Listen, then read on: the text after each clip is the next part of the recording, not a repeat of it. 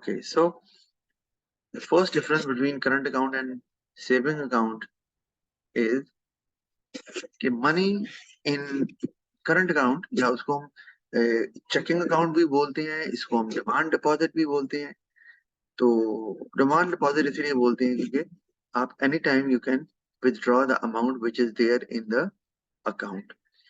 The money in this account can be used by the account holder at any time. For that, he or she is given a checkbook, ATM and debit card to withdraw money from the account. और आजकल तो ATM और debit card एक ही होता है, उसी से आप कैश विथड्रॉ कर सकते हैं from the machine और उसी को you can use it to buy things and make the payment electronically. तो ये तो इसमें ये चीज होती है। और कभी भी जितने पैसे निकालने हैं, whereas in saving account people use this account to save the excess money they have, और इसीलिए नाम सेविंग अकाउंट है। excess money mean that you have no plan to use it currently, तो you better decide to save it in the bank. इसका मतलब आपको इसकी जरूरत अभी नहीं है, तभी आपने सेविंग अकाउंट खुलवाया, इसका मकसद यही है। And now the bank knows that you will not be using that money and they can use that money to lend money to someone else. तो ये है पर्पस के, उसमें पर्पस है सेविंग का, इसमें पर्पस है कि आपको फैसिलिटीज मिलेंगी from the bank in the form of chequebook, ATM and debit card, और जिसके थ्रू आप जो है वो मनी विड्रॉ कर सकते हैं एनी टाइम। और उसमें सिर्फ यही होता है ना कि आपको मतलब कैश होल्ड नहीं करना पड़ता ढेर सारा अपने घर पे भी। मतलब अगर आप में चेकबुक है तो फाइन, जब जरूरत है तो चेकबुक लिखी, बैंक गए, पैसे निकाल लिए, या एटीएम है, जब जरूरत पड़ी मशीन पे गए, एटीएम कार्ड यूज किया and you can get the money. इसी तरह अगर कैशलेस ट्रांजैक्शन करना चाहते हैं तो you can use the debit card, तो वो स्वाइप करके पेमेंट हो जाएगी from your bank account to the shopkeeper या जो भी शॉप है जहां से आप बाय कर रहे हैं। तो सेविंग में तो पर्पज ही सेव का है। अच्छा, अब तो इसमें अगर मैं ये कहूँ तो इसमें आप पैसे निकाल सकते हैं कि नहीं निकाल सकते सेविंग अकाउंट में, वो मैं यहाँ पे थोड़ा सा ऐड कर देता हूँ क्योंकि यहाँ पर लिखा नहीं हुआ। दे है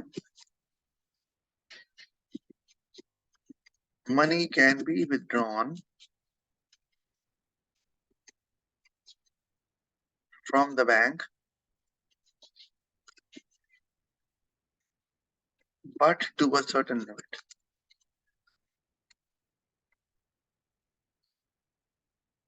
But to a certain limit. Okay. और इसमें ये है कि सारे पैसे निकालने हैं तो वो एक टाइम से पहले निकाल ही नहीं सकते ऑफ कोर्स, क्योंकि आपका पैसा तो उन्होंने आगे लोन देना है, तो सारे पैसे आप कैसे निकालेंगे तो बैंक कहाँ से देगा।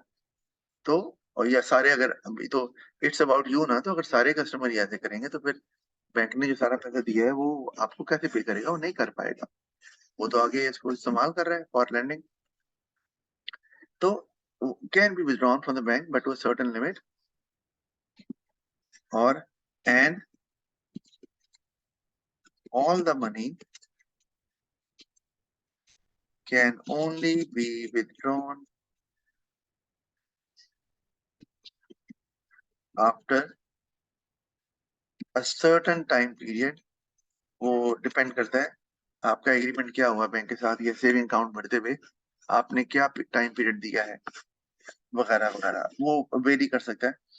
तो आफ्टर सर्टेन पीरियड, अब आप कहते हैं जी आपने अवेल कर लिया है इंटरेस्ट, और बैंक कहता है ठीक है जी हम आपको साल बाद आप अगर पेमेंट निकालना चाहते हैं तो you can withdraw it as well. Okay, second अगर हम देखें तो हमारे पास no interest is given to the account holder as money in the bank account can not be given as a loan by the bank to other people.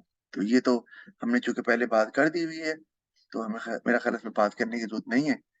तो इसीलिए तो जब पैसा नहीं देंगे तो आपको इंटरेस्ट क्यों देंगे, वो भी नहीं देंगे। इनफैक्ट वो ना आपको कुछ और फैसिलिटीज भी प्रोवाइड करते हैं, जैसे कि ओवरड्राफ्ट की फैसिलिटी है या लॉकर्स की फैसिलिटी है, अदर जो बैंकिंग फैसिलिटी है वो करंट अकाउंट में दी जाती है, और पर्पस भी यही होता है करंट अकाउंट का। एक तो सेफ कीपिंग होती है ऑफ कोर्स, और वरना आपको फायदा क्या है, और दूसरा ये कि आपको जो बैंकिंग फैसिलिटीज हैं अब वो अवेल करने का मौका मिल जाता है। लॉकर्स भी अगर करंट अकाउंट आपका है तो आपको अवेलेबल होते हैं। ऑफ कोर्स आपको उसका एक सर्टन रेंट पे करना पड़ता है ऑन एनुअल बेसिस, कोई ज्यादा बड़ी अमाउंट नहीं होती, ऐसे ही कुछ 4-5 हज़ार रुपया होता है साल का।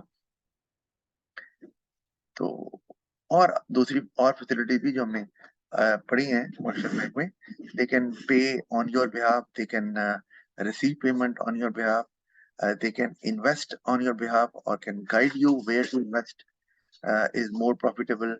They can pay your utility bills वगैरह वगैरह। तो ये काम बैंक्स कर सकते हैं for a current account holder, लेकिन इंटरेस्ट उनको पे नहीं किया जाता। Whereas in saving account, interest is added to the amount in the account, um, as banks can use the money and can give it as a loan to other people. Higher will be the interest rate, the less frequently the account holder withdraws money.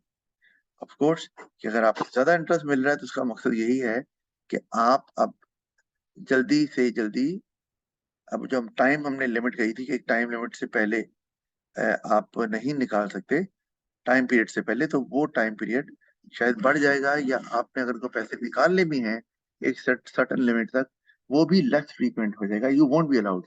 क्यों? क्योंकि उसके बदले में आपको interest जो high मिल रहा है। Interest high मिलने का मतलब यही है कि आपके पैसे अब आप नहीं निकालेंगे और हम उसको कहीं भी इस्तेमाल कर रहे हैं, तो आप, that is none of your business, आपको आपके पैसे आपके टाइम पे मिल जाएंगे। अच्छा, इसी तरह ओवरड्राफ्ट फैसिलिटी दी जाती है करंट अकाउंट में। जैसे मैंने कहा अदर बैंकिंग फैसिलिटी होती हैं कि also enjoyed with account holder. Overdraft facility आपको शायद पता ही होगी, अकाउंट तो आप पढ़ती ही हो, है ना? यस। तो आपके पास मैंने एग्जाम्पल से समझाया हुआ है, अगर आपके पास 10,000 है तो आप 12,000 निकाल सकते हो।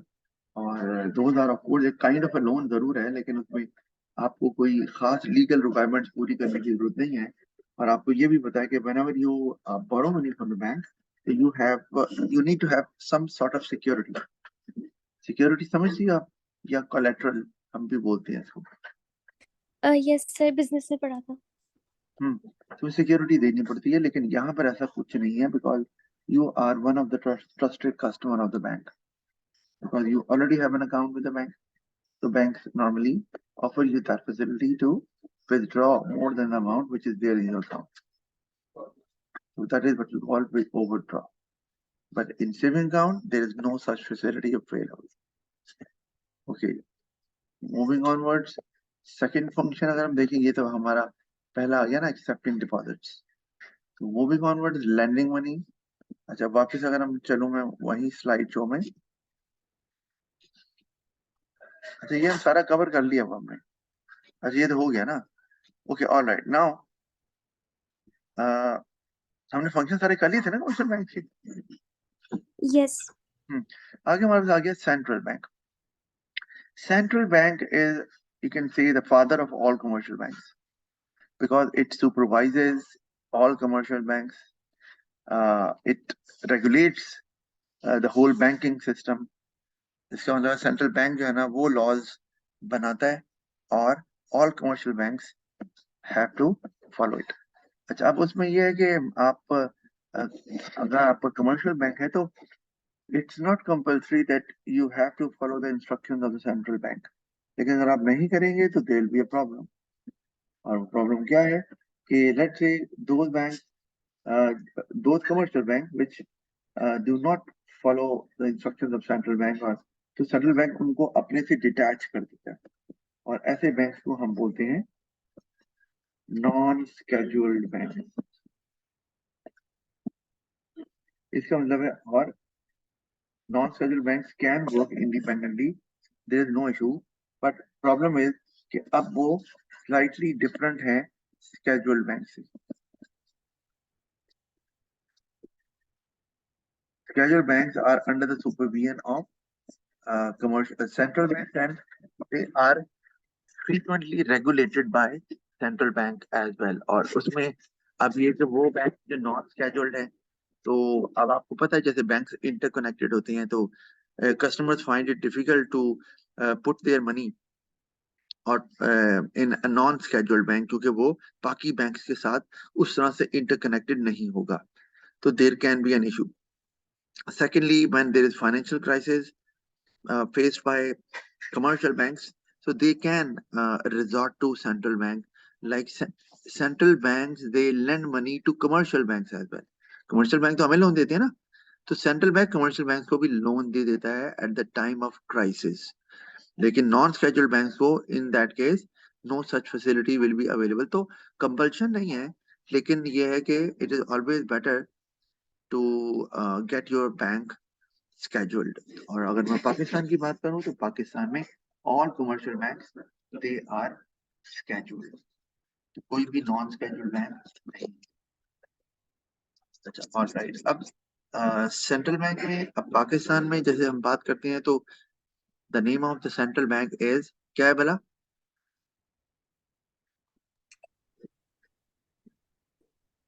नहीं पता? No sir. अच्छा, वो जैसे state bank of Pakistan, SBP, ये इसकी ना ब्रांच भी माल रोड पे जाए ना तो वहां पर आती है, स्टेट बैंक ऑफ पाकिस्तान की. तो ऑफ कोर्स सेंट्रल बैंक या पाकिस्तान का जो स्टेट बैंक है, it's not visited by consumers और ordinary people, because we can not have an account in a central bank. We can only deal with commercial banks. तो central bank के पास और बहुत से इश्यूज होते हैं. सेंट्रल बैंक को सारे बैंकिंग सिस्टम को कंट्रोल करना होता है. Central bank is also called government's bank as well, because central bank government को भी लोन दे सकता है. फिर जैसे आपको पता है कि पाकिस्तान IMF से कर्जे लेता है, ये तो आपको पता है ना? यस. ये IMF क्या चीज है? सर पाक स्टडीज में पढ़ा था, अब याद नहीं है. अच्छा, तो पाक स्टडीज में तो आपने A स्टार लिया था, हैं? जी सर, वो हाँ एग्जाम ठीक है. देके सब खत्म हो जाता है. हाँ हाँ, ऐसे ही होता है, नो प्रॉब्लम. इंसान है, ऐसे ही होता है. जो पढ़ रहे हैं उसको करंटली याद रहा, बाद में फिर नहीं याद रहता. ठीक है, नो इश्यूज. तो जो IMF है ना, ये इसको इसका नाम है इंटरनेशनल मॉनेटरी फंड. तो it was form to support those countries which face financial crisis, या developing countries normally face it, और या underdeveloped countries जो है ना वो फेस करते हैं, तो उनको फंड करने के लिए eight the time of crisis ये बनाया गया था. और ये पाकिस्तान जो है ना वो भी इनसे कर्जे लेता है, बल्कि लेता रहा है और अभी भी लेने की कोशिश कर रहा है. तो ऑफ कोर्स वो फिर उनको इंटरेस्ट भी पे करना पड़ता है अपार्ट फ्रॉम द लोन. तो वो अब जो सेंट्रल बैंक है वो IMF का मेंबर है. मतलब अगर गवर्नमेंट ने लोन भी लेना है ना IMF से, तो वो सेंट्रल बैंक लेगा. मतलब अगर पाकिस्तान को चाहिए तो स्टेट बैंक निगोशिएट करता है सेंट्रल बैंक से, या सेंट्रल बैंक निगोशिएट करता है. और और उसके बाद फिर तय होता है. जैसे आपका जो मिनिस्ट्री ऑफ फाइनेंस है पाकिस्तान की, तो जिसको फाइनेंस मिनिस्टर हेड करते हैं, तो जैसे इसहाक डार का नाम सुना है आपने? यस. हाँ, तो वो फिर निगोशिएट करते हैं और फाइनली फिर उनसे जो भी एग्रीमेंट होता है उसके हिसाब से फिर लोन दिया जाता है. और because whenever loan is given, तो there are certain condition attached with that loan agreement. और वो क्या होती हैं? आप किसी को अगर लोन अगर देना हो आपने, तो आप क्या चीज अश्योर करती हो, ये बताओ. अगर आपने किसी को लोन देना हो तो क्या चीज अश्योर करोगे? कि सर वो वापस से मुझे वो लोन रीपे कर सकते. जी बिल्कुल ऐसे ही है, वापस कर सके. तो इसी तरह से जो IMF है वो अश्योर यही करता है कि हम जो लोन दे रहे हैं ये हमें वापस भी मिले. तो उसके लिए वो कुछ कंडीशंस साथ लगा देता है कि जनाब आप पेट्रोल को महंगा कर दें, आप गैस को महंगा, आप पेट्रोल पे टैक्स लगा दें, गैस पे टैक्स लगा दें, बिजली पे टैक्स लगा दें. तो ऑफ कोर्स, क्योंकि उनको तो पैसे, उनको ये देखना है कि हमें पैसे कहाँ से मिलेंगे. जब गवर्नमेंट टैक्सेस लगाएगी, गवर्नमेंट को टैक्स रेवेन्यू आएगा, तो government will find it easier to pay back the amount of loan. तो उससे IMF को तो एश्योरेंस मिल जाती है, लेकिन उससे बर्डन जो है ना वो जो जनरल पब्लिक होती है उस पे आ जाता है ऑफ कोर्स, क्योंकि टैक्स तो उन्होंने ही देने हैं ना, और चीजें महंगी हो जाती हैं फिर सारी. तो वो फिर महंगाई फिर मुल्क में आ जाती है, अगर गुर्बत बढ़ जाती है. जो कि पाकिस्तान में होता रहा है और अभी भी यही होने वाला है। अभी पेट्रोल भी 35 रुपीज महंगा हुआ है, अभी फिर और महंगा होने के चांसेस भी नजर आ रही है, क्योंकि अभी तक डील फाइनल नहीं हुई IMF से, ऑल दो मीटिंग हो चुकी है। अच्छा, तो ये भी काम करते हैं सेंट्रल बैंक। अच्छा, अब हम देखते हैं, अब जरा फंक्शन भी जल्दी से देख लें। अच्छा, it provides financial and banking services to government, country and commercial banks. जबकि कमर्शियल बैंक क्या करता है? Commercial bank financial and banking services देता है टू कंज्यूमर्स, ठीक है, to people living in the country. ये वो काम नहीं करता, ये गवर्नमेंट को डील कर सकता करता है, कंट्री को, कमर्शियल बैंक्स को, उनसे। अच्छा, मैंने आपको वो समझाया था, एक वो क्लीनिंग वाला मामला भी, वो चेक आया तो चेक किसी और बैंक का था, फिर वो चेक वो उस बैंक में भेजा जाता है जिस बैंक का वो चेक होता है, और उस प्रोसेस को क्लीनिंग बोलते हैं, है ना, याद है ना? यस। तो वो सेंट्रल बैंक के अंडर ही होता है वो भी। तो वो सेंट्रल बैंक ना हो तो फिर ये मामला भी ना हो तो फिर बैंक्स के लिए प्रॉब्लम हो जाए, क्योंकि वो अपने कस्टमर्स को रिलीफ नहीं दे सकते आसानी से।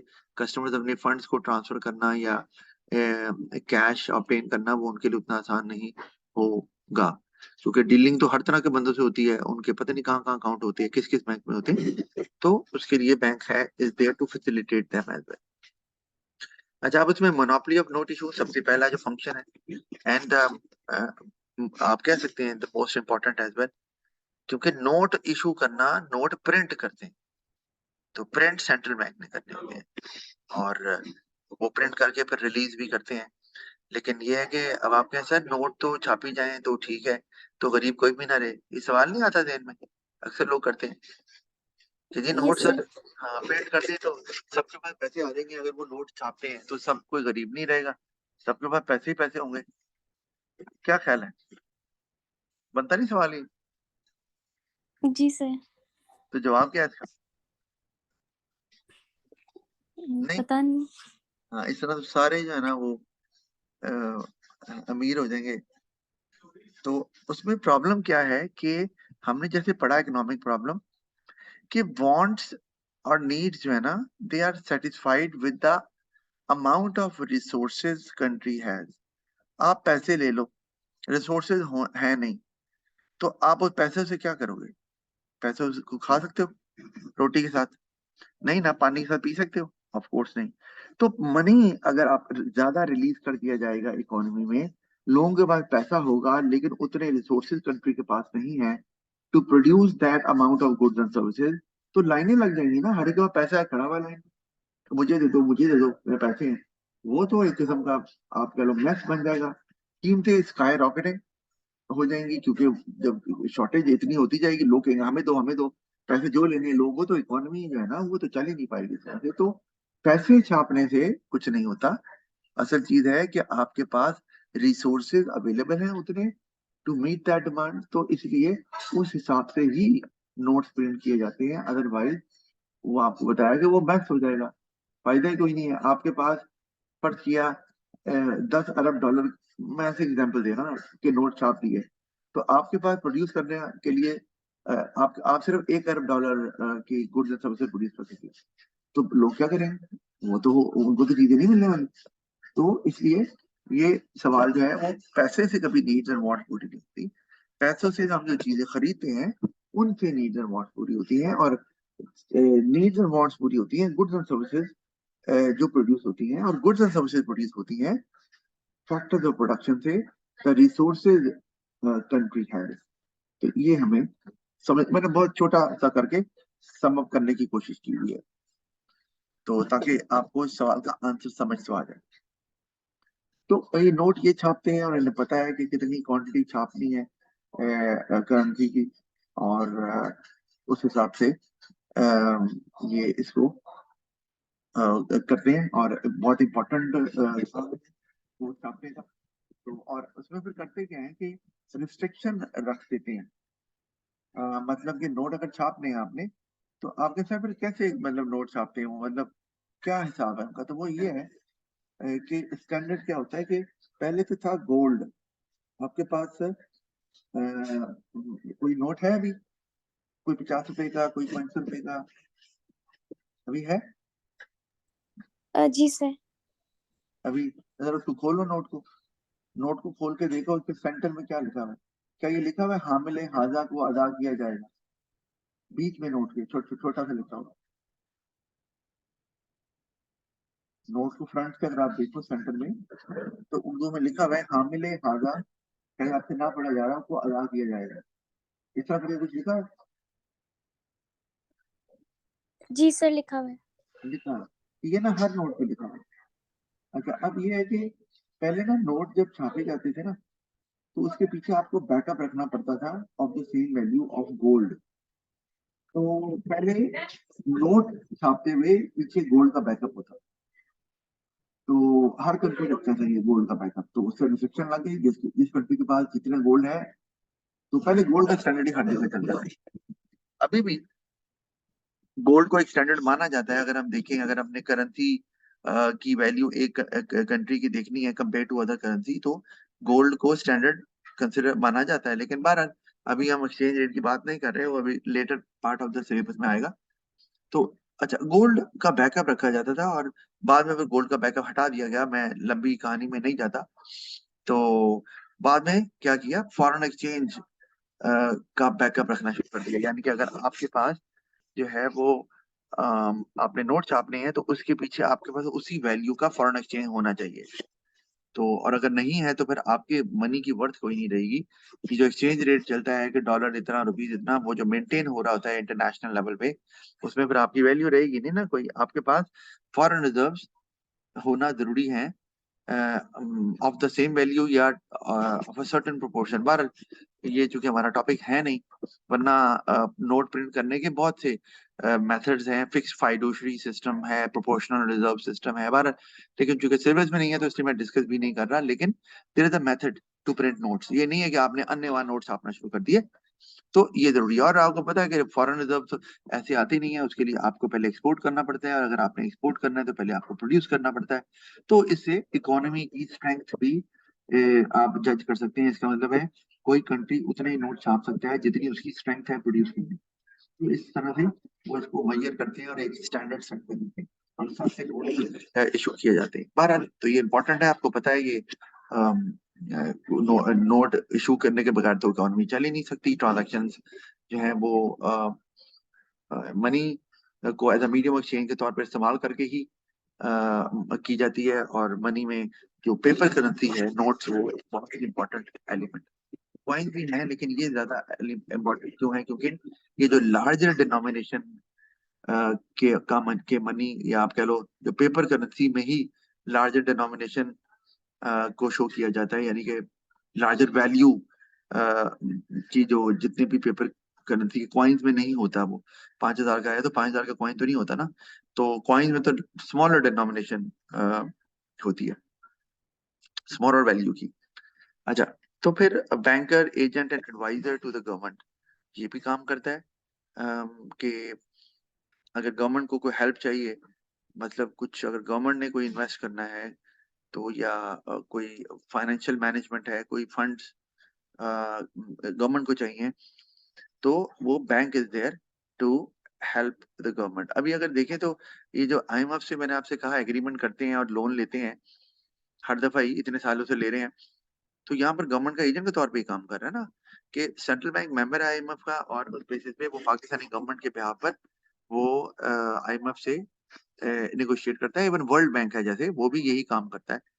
तो उनसे भी लोन अगर ले सकते हैं। इसी तरह एशियन डेवलपमेंट बैंक है, वो भी यही काम करता है, लोन देता है, लेकिन एशियन कंट्रीज को। तो ये यहाँ पर सेंट्रल बैंक गवर्नमेंट के बिहाफ पर उनसे निगोशिएट करता है, एग्रीमेंट करता है। तो वो एजेंट ही बन गया ना वहां पर। अच्छा, इसी तरह गवर्नमेंट का जो बजट है, जो फाइनेंसेस गवर्नमेंट के पास है, उसमें भी एडवाइस दे सकते हैं कि फंड्स कितने रिलीज करने चाहिए, कितने नहीं। तो जब गवर्नमेंट बजट बनाती है, तो बजट में यही तय होता है ना कि it's a summary of government expenditure and revenue, के आने वाले साल में हाउ मच टू स्पेंड, और स्पेंडिंग के लिए रेवेन्यू कहाँ से आएगा, तो ये गवर्नमेंट एस्टिमेट करती है। तो ऑफ कोर्स इसमें सेंट्रल बैंक जो है ना, उसका एक इम्पोर्टेंट रोल है प्ले करने के लिए। अच्छा, फिर लेंडर ऑफ द लास्ट। अच्छा, और ये भी कि सेंट्रल बैंक जो है वो इकोनॉमी की इकोनॉमिक कंडीशन को भी बड़ा क्लोजली वॉच कर रहा होता है ना, कि अब इकोनॉमी किस तरफ जा रही है, इकोनॉमी में इकोनॉमी ग्रो कर रही है या उसका डाउनफॉल आया हुआ है, इकोनॉमी में क्या इश्यूज चल रहे हैं। तो सेंट्रल बैंक ऑब्जर्व एवरीथिंग, क्योंकि कंट्रोल करता है सारे बैंकिंग सिस्टम को, तो उसको आइडिया होता है कि इकोनॉमी जो है वो अब फ्लरिश कर रही है या वो स्टैग्नेंट हो गई है, स्लो हो गई है। तो वो उस तरह से गवर्नमेंट को एडवाइज कर सकता है कि गवर्नमेंट को पॉलिसीज क्या लेकर आनी है, जिससे अगर इकोनॉमी एक जगह फ्रीज हो गई है, ट्रेड नहीं हो रही, जो कि इकोनॉमी के लिए अच्छी बात नहीं है, क्योंकि उससे एम्प्लॉयमेंट अपॉर्चुनिटीज क्रिएट नहीं होंगी, तो फिर टैक्सेस भी नहीं आएंगे, तो गवर्नमेंट किस तरह खर्च करेगी फिर पब्लिक पे। तो वो गवर्नमेंट को ऑफ एंड ऑन एडवाइस करती रहती है कि आप क्या पॉलिसीज है ना वो अभी लेकर आ सकते हैं। और पॉलिसीज हमने अभी पढ़ी नहीं है, हम आगे पढ़ेंगे तो आपको मैक्रो में तो और ज्यादा क्लैरिटी मिलेगी, क्योंकि हम अभी वो एज अ होल कंट्री अभी डिस्कशन हमारी नहीं चल रही, हम तो सिर्फ सेंट्रल बैंक की बात कर रहे हैं। अच्छा, lender of the last resort, ये मैंने आपको बताया है। इसका मतलब होता है कि आपका ना लेंडर ऑफ द उधार आपने लेना है, तो आपका आखिरी जो सहारा है, द लास्ट ऑप्शन वो सेंट्रल बैंक है। कि अब कमर्शियल बैंक जो है वो फाइनेंशियल क्राइसिस में चला गया। अच्छा, यहाँ पे ये बात समझना जरूरी है कि when I say commercial bank is suffering losses and on the other hand I say commercial bank is in financial crisis, both are not the same. ये समझ आती बात की? सर एक आपने फाइनेंशियल क्राइसिस बोला और उससे पहले क्या आपने बताया? कि commercial bank is suffering losses. Sir sorry, आपकी आवाज कट गई, प्लीज आप वापस अच्छा, रिपीट कर दें। अच्छा, ओके ओके, मैंने कहा था कि commercial bank is suffering losses. Okay. तो अब अगर एक बैंक को लॉस हो रहा है, एक्सपीरियंस कर रहा है, और दूसरी तरफ जो है वो उसको फाइनेंशियल क्राइसिस आया हुआ है, तो या लिक्विडिटी क्राइसिस भी बोल सकते हैं, बिजनेस में पड़ा है, क्या डिफरेंस है?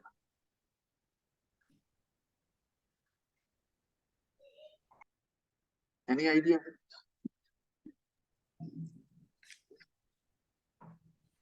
Sir no. नो, अच्छा, ओके। वो ये कि तो ये मिक्स नहीं करना ना, ये याद रखना है। Central bank only helps those commercial banks which are in financial crisis, जिनको लिक्विडिटी की प्रॉब्लम है। लिक्विडिटी की प्रॉब्लम ये होती है कि you are running short of money, यानी कि आसान लफ्जों में अगर मैं कहूँ बिजनेस टर्म में, तो कैश फ्लो प्रॉब्लम आई हुई है। मतलब they are commercial bank is still earning profit, but at the moment they do not have sufficient amount of cash to pay their daily expenses और रेगुलर एक्सपेंसेस। तो अभी funds उनको आने हैं for example, लेकिन अब एट द मोमेंट उनके पास नहीं है, तो they resort to central bank to lend some money, ताकि वो उस टाइम पीरियड को गुजार लें, और उनको वो फेज से निकलने के बाद जब फंड्स आएंगे तो वो फिर सेंट्रल बैंक को पेमेंट कर देंगे वापस। जबकि सफरिंग लॉसेस का मतलब है कि you might have cash available to meet your, you might have cash available to meet your expenses, but you are experiencing losses. It means that you are not able to run your bank successfully. Your revenue is less than the amount of expenditure you are making. तो ये clear cut loss है। Financial crisis या liquidity problem आई हुई है, तो उसमें revenue आपका ज्यादा है आपकी कॉस्ट से, लेकिन एट द मोमेंट आपके पास रेडी कैश अवेलेबल नहीं है। और रेडी कैश तो जरूरी होता है to every business of any sort, क्योंकि रेगुलर एक्सपेंसेस तो होते ही हैं, उसके लिए आपको कैश चाहिए होता है एट ऑल टाइम्स। समझ आ गई बात की? यस। तो उनको हेल्प करते हैं जो ये मैंने चूंकि पास पेपर में भी देखे हुए एमसीक्यू, तो अक्सर बच्चे ना लॉस वाला, जो बैंक एक्सपीरियंस कर रहा है लॉस, उसको टिक कर देते हैं। भाई अगर लॉस हो रहा है तो सेंट्रल बैंक उनको लोन नहीं देगा, क्यों बोले बताओ?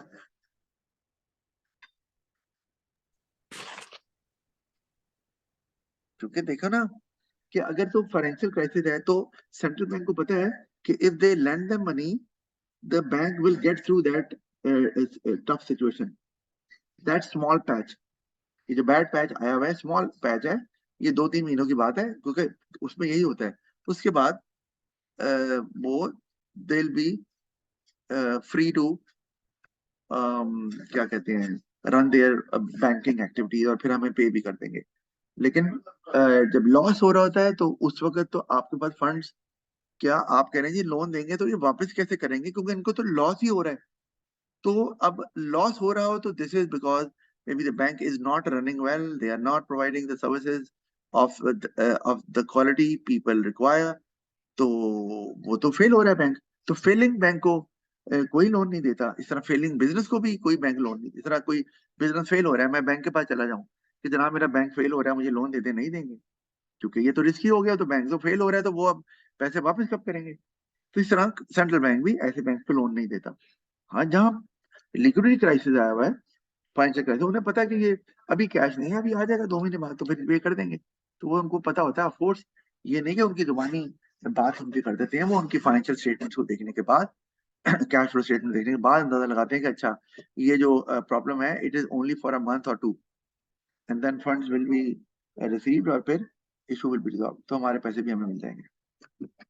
ठीक हो गया ना? यस। और राइट, तो सिमिलरली क्लियरिंग हाउस, ये मैंने आपको एक्सप्लेन किया था बहुत ही डिटेल में कि चेक आपका अकाउंट आपका हबीब बैंक में है, आपको किसी बंदे ने पेमेंट करनी थी, उसने आपको एमसीबी का चेक दे दिया, आप अपने बैंक चले गए एचबीएल, वहां अपने एमसीबी का बैंक सॉरी का चेक प्रेजेंट कर दिया। तो बैंक वाले कहेंगे सर या मैडम कल पता करें। तो वो क्या करेंगे, वो जो ऑफिशियल आता है बंदा, उसको वो जब आएगा तो वो उसको एमसीबी का चेक पकड़ा देंगे, क्योंकि आपका तो एचबीएल का है। तो वो फिर एमसीबी के लेके जाएगा, एमसीबी में जो बैंक है वहां जाके वो कंफर्म करेंगे कि हाँ जी इस बंदे के अकाउंट में इतने पैसे हैं, वो आपको ओके कर देगा, एमसीबी किसको, एचबीएल को, और एचबीएल आपके अकाउंट में फंड्स ट्रांसफर कर देंगे, और इस तरह से आपका मामला हल हो जाएगा।